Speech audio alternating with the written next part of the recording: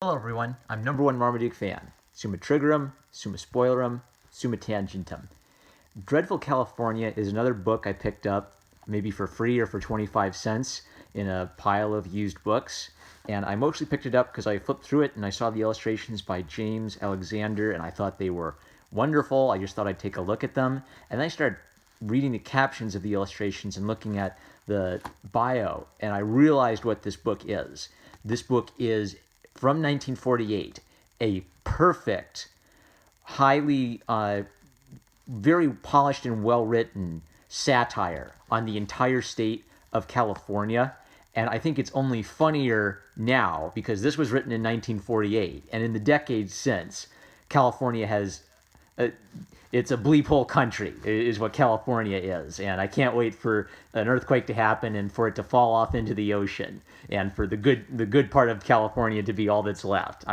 But that if you didn't catch it, that's satire. But that was not a good satire on my part. This is actually good satire, on par with Jonathan Swift's A Modest Proposal. Jonathan Swift is the author of Gulliver's Travels, and for some reason, Gulliver's Travels has become like this storybook fairy tale story in people's imagination. Gulliver goes to Lilliput, and the Lilliputians tie him up with string, and then he befriends the Lilliputians, and you read this story to your kids. Gulliver's Travels is ridiculous. It's got tons of bathroom humor. It is a deliberate, over-the-top, nutty farce of everything, and all the naughty humor possible is stuffed into Gulliver's Travels. So that was the kind of writer Jonathan Swift was. And if you have not read A Modest Proposal, go read that. The way it works is you read the first few paragraphs, and it sounds like, very bright academic writing on the problem of starvation in Ireland. And then the twist happens. He drops the line that he proposes that the Irish start eating their babies as a solution to a hunger problem in Ireland. And then from that point on, it continues straight deadpan, describing how wonderful it would be for the Irish to start eating their babies to solve the problem of hunger in Ireland. And it's long remembered as one of the most important works of satire ever written. This Dreadful California book works in a similar way. They actually mention Mark Twain in their introduction. They make fun of Mark Twain, but they're actually signaling to you that they like Mark Twain. They're taking a little inspiration from Mark Twain while calling him an awful, degenerate liar. They are writing at a very high academic level, as if they are describing with moral indignancy the terrible plight of California and the moral problems of California. But what you pick up is that their tongue is in their cheek, and they're not being serious about this. They are making fun of California while also making fun of themselves and making fun of people who get morally indignant and write long essays about the dreadful state of the world. And they give you clues about this early on. So they'll have this caption reads, "Woman has come here not only to pander to man's vitiated appetites, but also to create and foster in him unholier desires." So it's making fun of the unholy character of the women, but there's a drawing of a nude girl back there. So there's this it's not tee-hee, it's a very politically incorrect, very verbose form of satire where they are making fun of California, but they're also making fun of kind of moral prudishness by pretending to be moral prudes. Now, I tried to read this, and I think the problem with it is it's too densely written. You have to read too much high language to get the joke and for the zingers to start coming. But it is well written and well paced. And what's good about it is if you read the high language, they're not just using a big fat thesaurus for the sake of sounding smart. They are actually writing really, really well, where this could read almost as a legitimate argument that California is the most unholy and hellish place on earth. But you just got to look for the signals that they're not entirely serious, and then the cracks start coming at California's expense. Dreadful California, being a true and scandalous account of the barbarous civilization, licentious morals, crude manners and depravities, inclement climate and niggling resources, together with various other offensive and calamitous details of life in the Golden State, by Hinton Helper, who I think is a made-up character that these two created to be the fictional reporter telling you of the terrible state of affairs in California. I bookmarked a couple little pages. Uh, I don't know. I probably shouldn't read a whole bunch of paragraphs, but the point is that I'm not going to read this whole paragraph, but this was what I thought was a good example of them starting off with uh, like 8 pages of setup where they're hinting at maybe they're not being serious, and then this is the clicker where they let you know that what they're on about is just how stupendously terrible it is that California exists, and this tremendous hoax that has been foisted on the American people that California is actually a decent place to live, and it's their writing and their delivery which sells it. I'll read a little bit.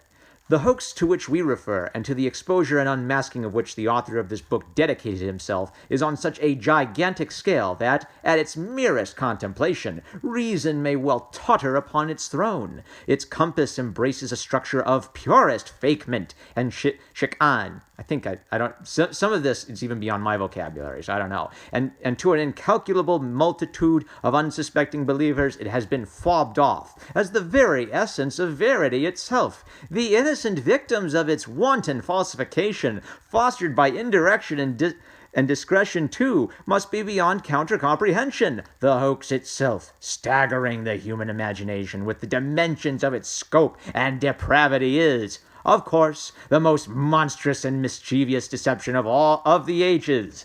The myth of California. This is great, and it's funnier because I know California sucks so much, and they couldn't have possibly anticipated how much California would suck in 1948. I looked at this illustration. I thought it was wonderful. The kind of bedraggled look of the ladies and the rain falling down on them. And this is where I read the caption and thought, something's up with this. And then they roast California on everything. In summertime, they blow with peculiar violence and facilitate the spread of the great fires from which California has suffered so much. They are so politically incorrect. They're making fun of California for having terrible winds and fires. Yeah, this humor lasts from 1948 to 2018 because they're making fun of geography and they're being absolutely ruthless in mocking people. They're mocking the economy and lawyers having to fish to make a living. Where else? Okay. Gamblers in a den. We find the governor of the state seated by a table surrounded by judges of the Supreme and Superior Courts. In a gambling den, an inn of sin. Good grief! Now, part of the political incorrectness of this is that they're kind of making fun of moral fuddy-duddies who would look at California and clutch their pearls over the state of affairs over there. But they're also making self-important Californians who are trumpeting how great their state is and celebrating the 100th anniversary of California. There is no one so capable of giving suitable advice or so well prepared to supply the necessary instruments of polite slaughter. People murdering each other on the streets. And look at this great illustration from James Alexander. For the shading, look at the ease of that line in his shadow. It's not just a few hatch marks. He's putting... Some of this is just one line conveying a whole shadow. The character has a stern expression, and with a couple lines of the pant leg, he's striding forward. Yeah, this is perfect, funny illustration for a funny, over-the-top text. And it relates to the tone of the text in that it's somewhat professional and serious. You might think that this is serious illustration, like to accompany a journalistic, serious look at the problems in California. But the whimsy of his humor and his loose line help fit with the comedic, silly tone of the whole book. And politically incorrect portraits of Chinese. I have frequently seen Americans relinquish the sidewalk to them. Oh my gosh. 1948 humor there, guys. But when I think about, politically incorrect humor from past decades, one way to look at it is, what is the total tone? Was the tone of this to say white people are great and immigrants from China are evil and we should hate them? I think the tone of this is to make fun of everybody and anybody and to adopt this sort of tongue-in-cheek non-seriousness. So there's been a lot of theorizing that if you're a Nazi, what you do is you pretend to be a Nazi through jokes or through dog whistling. And I believe that there are some people who do use humor to obscure maybe not Nazi beliefs, but at least legitimate alt-right beliefs. They may legitimately believe that one race is superior to another, or they may legitimately believe that Hitler does nothing wrong, and they mask that in irony as a way of trying to deflect criticism. But most people who tell jokes about Nazis aren't telling jokes about Nazis because they sympathize with Nazis or they want to be Nazis. They're telling jokes about Nazis because the Nazis were ridiculous. They were evil, but they were also ridiculous. And it's fun to make fun of ridiculous people. I think some of the racial caricatures at this time were done by people who weren't racist. They were making fun of everyone equally. They were the South Park. It was the South Park style humor of their time. Everyone deserves to get roasted. And I bet an Asian person could read that as not an insult to themselves, but see what this is trying to do. Make fun of everybody. Make fun of moral prudes. Make fun of the entire state of California, man, woman, and child in it. Make fun of immigrants. Make fun of people who travel from the East Coast to the West Coast. Have a laugh. Be a little risque when you're engaging in humor. Come on. Since their arrival, there has been a gradual improvement of morals among the people, and they're ogling the beautiful lady. Sabbath sacrilege. And what's this?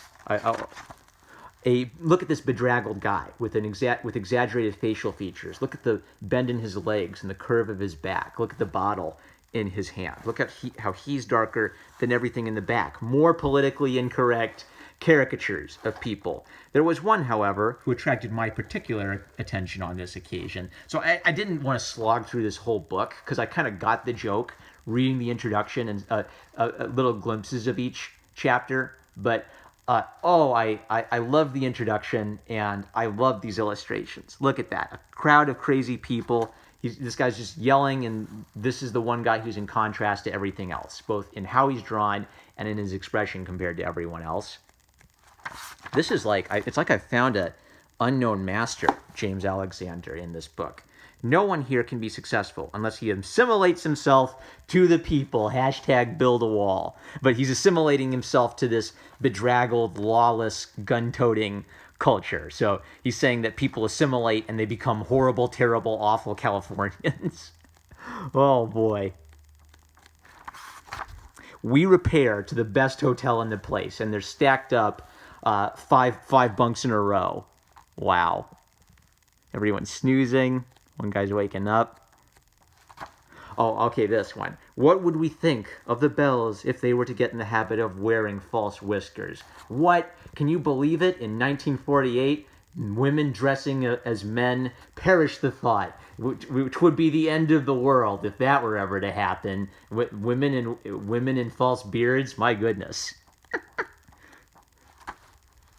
He had fallen a willing victim to the artful blandishments of an ancient squaw. Oh no, a portrait of a Native American woman, and she looks a little goofy. How racist towards Native Americans. No, it's in good cheer. It's making fun of everybody. This guy's ridiculous. The old Indian lady is ridiculous. Have a sense of humor. A Native American who has a sense of humor can look at this and laugh because it's equal opportunity. It's making fun of everybody. Everyone's ridiculous. My goodness. I think was that the last one? Law is a nullity. Order does not exist. Wow. What an illustrator. So, yeah, just an interesting example of satire. It's a little too dense. It's a little too much high vocab to slog through to get the joke. But it is very Swiftian, John Swiftian or Mark Twain-esque in the writing style. And I just cannot believe the quality of these illustrations. The illustrations are actually my favorite part of this book still. But an interesting little gem for California haters in the 21st century. This might be a fun little addition to your politically incorrect library. I'm #1 Marmaduke fan. I love you guys. Catch you later.